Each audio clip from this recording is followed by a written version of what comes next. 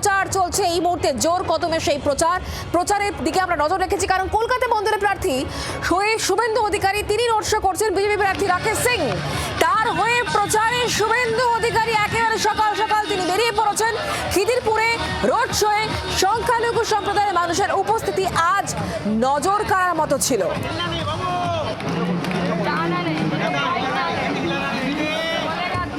প্রচার পর্ব চলছে একেবারে জোর কদমে প্রচার।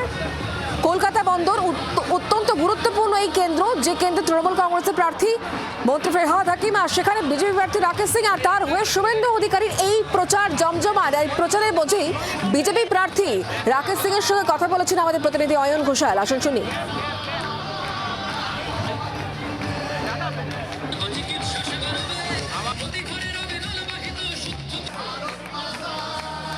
বন্দর এলাকার বিজেপি প্রার্থী রাকেশ সিং এর হয়ে প্রচার করছেন বিজেপির অন্যতম স্টার ক্যাম্পেনার এবং একজোড়া বিধানসভা কেন্দ্রের বিজেপির প্রার্থী। একসঙ্গে আপনি ঢুকে গেলেন আবার ভবানীপুরে, তাই তো? মেজরটা ভবানীপুর, রাকেশ ভাই আমার সাথে আছে, খানিকটা 79, মূলত 77 নম্বর ওয়ার্ডে। আমাকে জেলা সভাপতি অনুপম ভাই বলছে যে এই প্রথম কোনো তৃণমূল ছাড়া রাজনৈতিক দল এখানে প্রচার করতে পারলো। জায়গাটা তো নিষিদ্ধ জায়গা, মানে নিষিদ্ধ মিন্স বিরোধীদের জন্য নিষিদ্ধ। আবার এত বিপুল সংখ্যক সংখ্যালঘু মানুষকে সঙ্গে নিয়ে দাদা, তৃণমূলকে মুসলিমরাও জেনে গেছে চোরকে কোনো লোক ভোট দেবে না। ওকে 77 নম্বরে হারাবো মমতা। আর একটা কথা, যারা মিছিলে পা মিলিয়েছেন শোভাযাত্রায় তারা তো দলীয় কর্মী সমর্থক। দুপাশের বাড়িতে আমরা দেখতে পাচ্ছি বহুতলক বা বস্তি, অজস্র মানুষ আপনাকে দেখার জন্য দাঁড়িয়ে আছেন। This is a very good signal.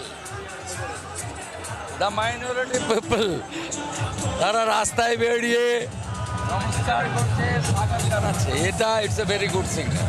আপনি সকালে বলছিলেন যে গ্রামাঞ্চল 93% করে দেখিয়ে দিয়েছে, এবার শহরাঞ্চলের পালা। 95% করবে, একদম পাক্কা।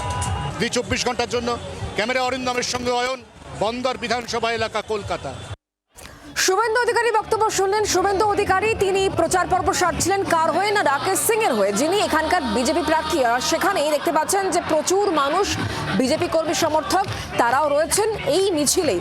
আমরা কথা বলবো, অয়ন ঘোষাল এই মুহূর্তে আমাদের সঙ্গে রয়েছেন। অয়ন, যেটা খুবই সিগনিফিকেন্ট এবং তাৎপর্যপূর্ণ, যেটা শুভেন্দু অধিকারীও বলছিলেন যে রোড শো তিনি করছেন সেখানে সংখ্যালঘু সম্প্রদায়ের উপস্থিতি।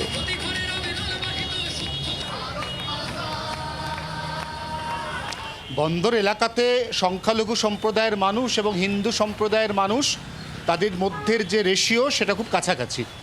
এই অবস্থায় বন্দর এলাকা, সেই বন্দর এলাকাতে এবার 29 তারিখে একটা টাফ লড়াই হতে চলেছে। যে লড়াইটা সরাসরি বন্দর এলাকায় দীর্ঘদিনের বিধায়ক ফিরহাদ ববি হাকিম বনাম বন্দর এলাকায় এবারই প্রথম বিজেপির টিকিটে দাঁড়ানো রাকেশ সিংয়ের। সেই অবস্থায় শুভেন্দু অধিকারী এবং রাকেশ সিংয়ের যে যৌথ রোড শো, তাতে আজ যে উল্লেখযোগ্য ভিড় হয়েছিল, সেই ভিড় দেখে দুই নেতাই উচ্ছ্বসিত। তার কারণ এই ভিড়ের মধ্যে শুধুমাত্র যে হিন্দুরা ছিলেন এমনটা নয়, অত্যন্ত তাৎপর্যপূর্ণ মুসলমান মানুষের উপস্থিতি সেখানে ছিল। এবং সেই কারণে শুভেন্দু অধিকারী তিনি রাগঢাক না করেই বলেছেন it is a very good sign. নিঃসন্দেহে বন্দর এলাকায় এখনও পর্যন্ত, অর্থাৎ এর আগের যতগুলি বিধানসভা নির্বাচন হয়েছে, তাতে বিজেপির এত বড় শোভাযাত্রা বা রোড শো কিন্তু দেখা যায়নি। অতএব আজকে শনিবাসরীয় প্রচার, এই যে উইকেন্ড শনি এবং রবি, এরপর তো আর উইকেন্ড পাওয়া যাবে না, এরপর সরাসরি ভোট যুদ্ধের ময়দানে 27 তারিখে নির্বাচনের প্রচার শেষ হচ্ছে। তার আগে বন্দর এলাকার আজকের এই শোভাযাত্রা বিজেপিকে নিঃসন্দেহে একটা বাড়তি অক্সিজেন দিয়ে গেল, এমনটা মনে করছেন রাজনৈতিক বিশ্লেষকরা।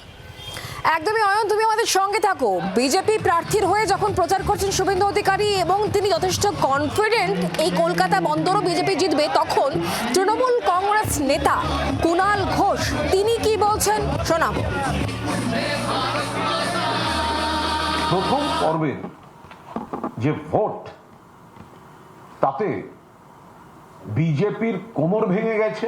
তৃণমূল কংগ্রেস চতুর্থবার ক্ষমতায় আসা মাননীয় মুখ্যমন্ত্রী মমতা বন্দ্যোপাধ্যায়ের নেতৃত্বে সরকার গড়ার ভিত পুজো হয়ে গিয়েছে। দ্বিতীয় পর্যায়ে শুধু রেকর্ডটা ভাঙা হবে। বিপুল পরিমাণ ভোট পড়েছে, আমরা স্বাগত জানাচ্ছি। আউট অফ 152 তৃণমূল কংগ্রেস 125 থেকে 135টি আসনে জয়লাভ করতে চলেছে। এই পরিস্থিতিটা বুঝে প্যানিক রিয়াকশন থেকে বিজেপি নেতারা প্রলাপ বকতে শুরু করেছেন, শুধুমাত্র সেকেন্ড ফেজে ওনাদের যে কজন কর্মী আছে তারা যাতে একেবারে ভেঙে পড়ে ঘরে না ঢুকে যান, ভোকাল টনিক দেওয়ার মতো 2-4টে প্রলাপ বকছেন। বাংলার আওয়াজ, বাঙালির আবেগ, জি 24 ঘন্টা।